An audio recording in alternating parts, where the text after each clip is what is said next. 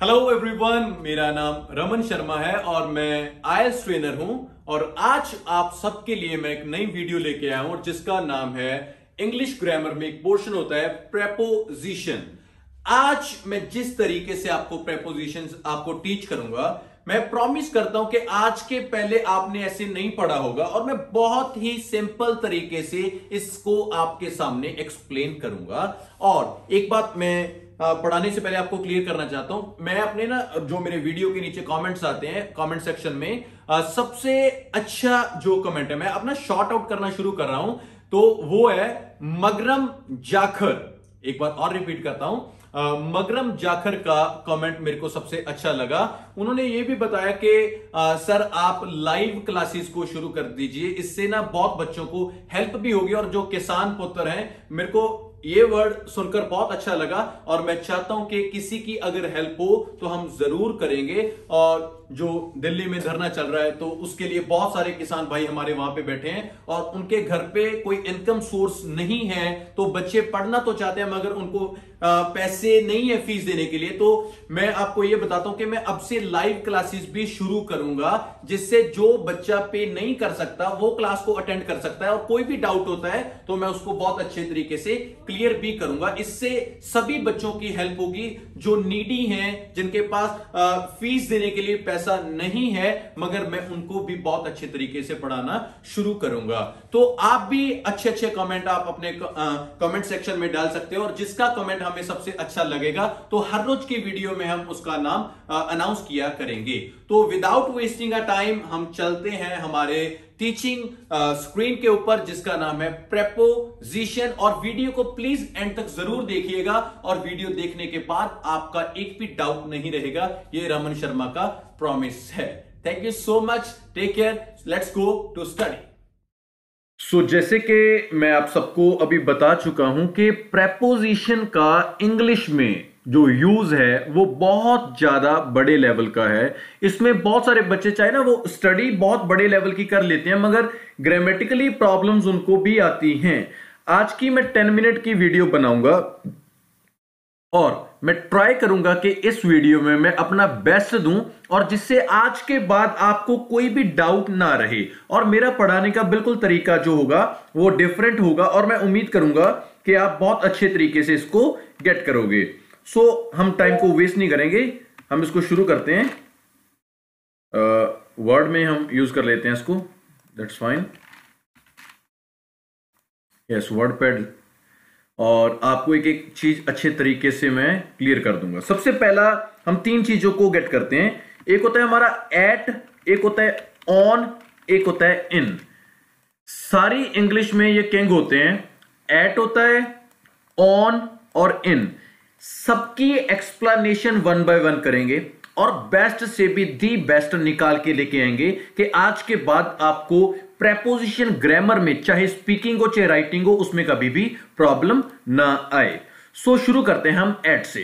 Eight का सबसे पहला जो यूज होता है वो होता है टाइम के लिए। मतलब क्या है कि जब हम एट की बात करते हैं तो एट हमेशा अपने आप को डिस्क्राइब करने के लिए टाइम के सामने एट आएगा ही आएगा, चाहे जितने भी बजे हों। For example at 6 o'clock, at 7 o'clock, at 8 o'clock, जितने भी टाइम होंगे सभी के साथ बच्चे एट ने आना ही आना है और ये जरूरी भी है।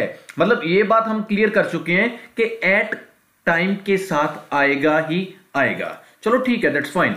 और देखते हैं टाइम मतलब कि एट का यूज क्या होता है। टाइम के अलावा अगर हम एट की बात करते हैं बच्चे, इसको हम 1 पोर्शन दे देते हैं, दैट्स फाइन। और सेकंड पोर्शन अगर एट की बात करते हैं तो वो नियर प्लेस के लिए भी आता है।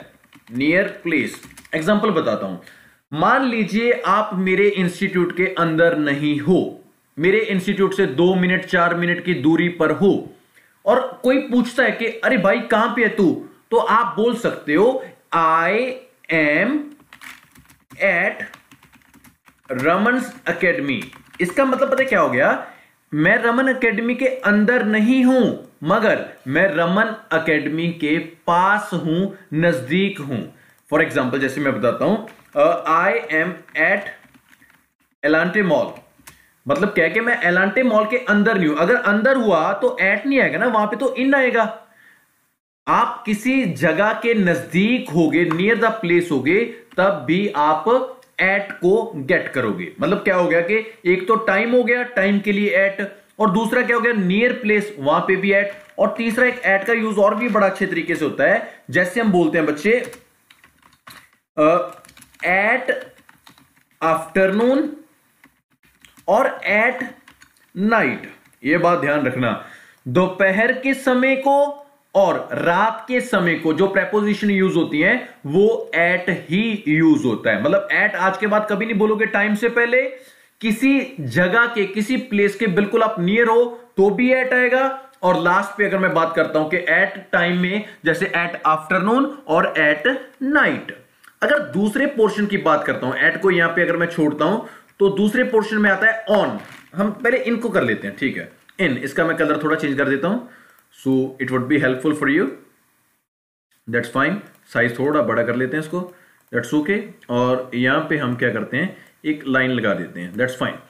इन, इन कहां पे यूज होता है, जैसे सबसे बड़ी पहली इंपॉर्टेंट बात बताता हूं, जैसे एट आफ्टरनून और एट नाइट होता है, तो in the morning, in the evening. मतलब ये क्लियर हो गया, दिन में 4 टाइम होते हैं, मॉर्निंग और इवनिंग के लिए इन है, आफ्टरनून और नाइट के लिए एट है। ये पहली चीज होगी, ठीक है। दूसरी चीज इन आता है बच्चे, कोई भी मंथ आपने लिखना है, चाहे स्पीकिंग में बोलना है चाहे राइटिंग में लिखना है, कोई भी मंथ, जैसे इन जनवरी, इन फरवरी, इन मार्च, इन अप्रैल, कोई भी मंथ आए तो आपने इन को ही यूज करना है, बात खत्म। और कोई भी चीज का यूज नहीं करना है। और दूसरे नंबर पे कोई भी ईयर, कोई भी ईयर आ जाए तब भी इन यूज होगा। मतलब क्या है कि आपने क्या किया, मंथ इन, ईयर इन। जैसे मेरा बर्थ है 1992, मान लीजिए, इन 1992, इन 1993, कोई भी ईयर में आप बोलना चाहते हो तो उसके पहले इन आएगा ही आएगा। और अगला यूज इनका अगर मैं बता देता हूं आपको, सीजन, कोई भी सीजन हो तो भी इन ने आना ही आना है, जैसे कि इन विंटर, इन समर, ठीक है। उम्मीद है कि आपको थोड़ा बहुत पता लग रहा होगा कि मैं समझा क्या रहा हूं, ठीक है। कोई भी सीजन हो तो भी इन आएगा, कोई भी ईयर हो तो भी इन आएगा, कोई भी मंथ हो तो भी इन आएगा ही आएगा। और मॉर्निंग और इवनिंग के लिए तो इन आ ही रहा है। और अगर एक और बात बताऊं आपको, जो हम यूज करते हैं इसको, यहां पे सॉरी, हम इसको यूज करते हैं अभी, अगर हम बोलना चाहते हैं ना इन, एक और अच्छा तरीका बताता हूं, इन कई बार ना प्लेसेस को भी डिस्क्राइब करता है। जैसे I live in Delhi, I live in Canada. मतलब जैसे कहीं पे भी हम रहते हैं तो भी इन आता ही आता है।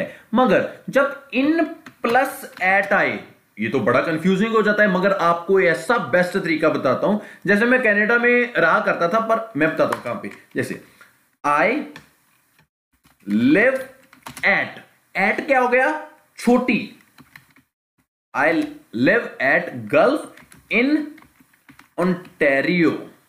ध्यान से रीड करो एक बार, जो छोटी चीज है वो पहले आएगी और एट के साथ आएगी, और जो बड़ी चीज है वो इनके साथ आएगी। मतलब ओंटारियो बड़ा है और ओंटारियो में गल्फ है। अगर बात करता हूं, I live at Ontario in Canada, समझ रहे होगे ना। जैसे कि मैं पाटना में रहता हूं, अभी छोटी सी एग्जांपल देता हूं, आई लिव इन पाटना। मगर अगर मैं बोलूं पाटना के मॉडल टाउन में रहता हूं, तो पाटना बड़ा है, मॉडल टाउन तो छोटा है ना। I live at model town in Patna, ये सबसे अच्छी चीज है। आप ये भी बोल सकते हो ना, आई लिव एट पाटना इन पटियाला, अब पटियाला बड़ा है। आई लिव एट पटियाला इन पंजाब, अब पंजाब बड़ा हो गया। I live at Punjab in India, I live at India in Asia, I live at Asia in the world. समझ रहे हो ना कि इन जो एट है वो हमेशा छोटी जगह पे आएगा और इन बड़ी जगह पे। आप यूज करते हैं ना, मैं दिल्ली में रहता हूं, आई लिव इन दिल्ली। अब मैं बोलूं कि मैं दिल्ली के मॉडल टाउन में रहता हूं तो I live at model town in Delhi. तो ये सबसे अच्छा कंसेप्ट रहेगा। और रही बात ऑन की, इन और एट में बहुत अच्छी अच्छी चीजें आपको क्लियर हुई होंगी। ऑन में क्या होगा बच्चे, कोई भी day, on Monday, on Tuesday, on Wednesday, कोई भी डे होगा उससे पहले आपका ऑन आएगा ही आएगा। ये रूल नंबर 1 है। और कोई भी फेस्टिवल होगा तो भी आपने ऑन को ही यूज करना है। कभी ये नहीं बोलना ना इन दिवाली, इन दुशहरा, हम बोलेंगे ऑन दिवाली, ऑन दुशहरा। ठीक है, ऑन का मतलब क्या हो गया कि कोई भी day, on Monday, on Tuesday, और कोई भी फेस्टिवल, तब भी हम ऑन को ही यूज करेंगे। और एक बात और अच्छे तरीके से क्लियर करवा दूं आपको, हमने क्या सीखा है कि ऑन वो चीजें होती हैं बच्चे जो हम ऊपर रखते हैं। कोई चीज ऊपर पड़ी है ना, ऐसे the mobile is on the table, ये ठीक है, मोबाइल है ना जो, वो टेबल के ऊपर पड़ा हुआ है। जो चीजें मूव नहीं करती, हिला नहीं करती, उनके लिए हम ऑन यूज कर सकते हैं। मगर जो चीज ऊपर है वो हिल भी रही है, उसके लिए ऑन कभी भी यूज नहीं होगा। जैसे कि एग्जांपल देता हूं, the kite is flying over my head. अब ध्यान से देखो, है तो ऊपर ही ना, मगर काइट एक जगह पे रुका भी नहीं हुआ। जो चीज हवा में मूव करेगी वो ओवर होगी, जो चीज ऊपर पड़ी है मूव नहीं कर रही वो ऑन होगा। और भी बता देता हूं, the plane is flying over my head. और बता देता हूं, द बर्ड्स, हाँ, the birds are flying over my head, क्योंकि वो मूव कर रहे हैं। जैसे कि सबसे बड़ी एग्जांपल बच्चे, फ्लाई ओवर होता है, फ्लाई ऑन नहीं होता। फ्लाई ओवर का मतलब होता है जो बोल होता है ना। और एक नॉलेज से नॉलेज निकलेगी अब बोर मत होना, जो पढ़ा रहा हूं दिल से पढ़ा रहा हूं। फ्लाईओवर जो बना होता है बच्चे, धरती के ऊपर बना होता है, अर्थ के ऊपर बना होता है, वो फ्लाईओवर होता है। और जो ब्रिज होता है वो बना होता है बेटे जैसे पानी के ऊपर। तो हम यहां पे भी बहुत अच्छे अच्छे गेट कर सकते हैं इन चीजों को। ठीक है, पानी के ऊपर ब्रिज होता है और नॉर्मली फ्लाईओवर होता है। तो ऑन और ओवर में भी हमें कुछ ना कुछ गैप, हाँ, हमने सीखा है कि हाँ यार, हमें सीखने को मिल रहा है कि ऑन होगा मूव नहीं करेगा, ओवर होगा तो मूव करेगा ही करेगा। और बात पे आते हैं थोड़ा। अब एक बार रिव्यू देख लेते हैं। टाइम के लिए एट देखा, प्लेस नियर के लिए एट देखा, टाइम के लिए देखा, यहां पे आफ्टरनून और नाइट के लिए, इनके भी हमने यूज देखे और ऑन के भी हमने देखे। अब इनको शॉर्ट में बताता हूं अगर आपको, तो शॉर्ट में आप देखोगे इन, ऑन, एट। कोई भी ईयर ले लो, कोई भी मंथ ले लो, कोई भी सीजन ले लो, और मॉर्निंग और इवनिंग का टाइम भी लिया तो इन आ गया। ऑन में मैंने क्या किया, कोई भी डे ले लो, कोई भी फेस्टिवल ले लो, यहां पे हम ऑन, कोई भी चीज के ऊपर प्लेस पे होता है तो भी ऑन आता है। एट नियर प्लेस होता है तो भी एट आता है, टाइम होता है तो भी एट आता है, और छोटी प्लेसेस के लिए भी एट आता है। ये ओवरऑल मैंने यहां पे बता दिया आपको। अब एक बात और बताता हूं, जैसे बिसाइड होता है एक, और इसके साथ एक बिसाइड्स भी होता है। ध्यान से, बहुत अच्छे तरीके से समझा दूंगा। जैसे यू आर सिटिंग बिसाइड मी।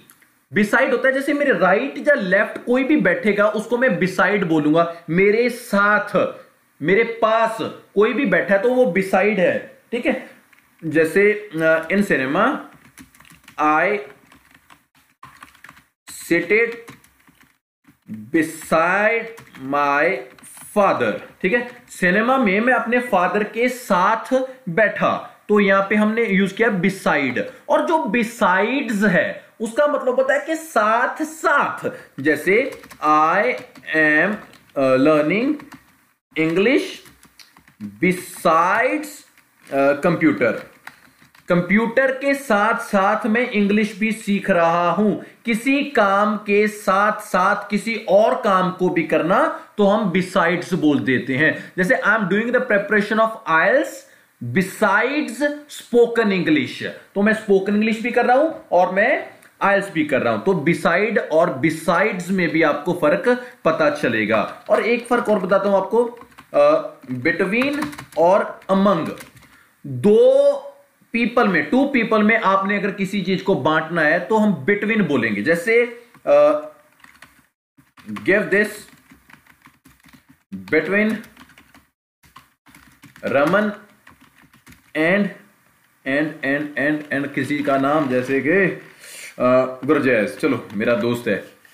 ये चीजें रमन और गुरजैज के बीच में बांट दो। यहां पे हमने क्या किया, बिटवीन, क्योंकि यहां पे दो नेम थे तो बिटवीन आ गया।